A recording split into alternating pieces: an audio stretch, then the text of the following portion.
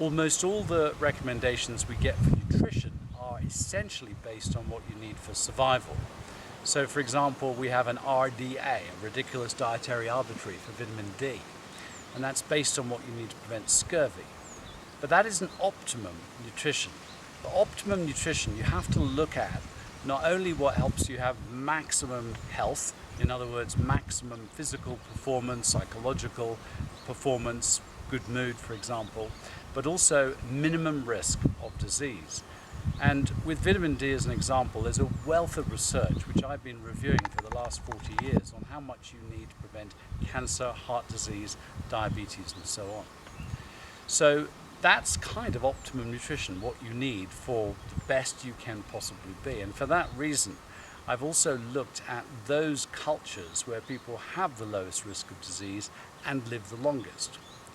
Now, as far as the macronutrients are concerned, there's all sorts of views about this diet. There are fruitarians who just eat fruit. There are people who think that we should eat no carbohydrates. And while this can be quite good for reversing diabetes, it really doesn't tick all the boxes.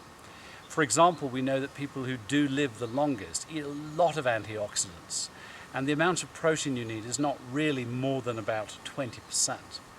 And carbohydrates do serve a purpose, especially those that are gluten-free. So an optimum diet looks like half of your plate as vegetables, multicolored vegetables, the strong colors that you get in berries and turmeric and mustard and broccoli and beetroot. That's where you get all the antioxidants.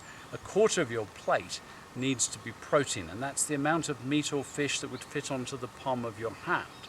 And a quarter needs to be whole grains or carbohydrates, whole carbohydrates. This could be potatoes or even a whole wheat pasta, but gluten-free is really excellent, and that's why I put a lot of emphasis on rice, on oats, on millet, on quinoa. These are all fantastic grains.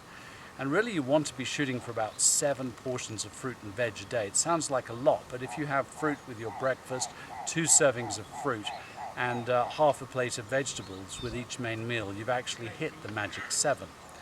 Also, we need fat, and the risk or the dangers attributed to saturated fat are rather exaggerated. However, if we can say that up to 20% of your calories is protein and maybe half, 50% is carbohydrates and 30% is fat, you might as well go for maximizing the essential fats. And these are found in fish, and they're found in seeds. The best source of all is chia seeds, followed by flax, followed by pumpkin. In the same way that we're learning we need more vitamin D, we also need more vitamin C, more B vitamins, especially B12 as you get older, and also minerals, the most deficient of which are zinc and magnesium, and also selenium and chromium, and these are found in whole foods and nuts and seeds. So in a nutshell, optimum nutrition, in truth, means eating lots of fruit and veg, lots of seeds and fish. They're really the basics.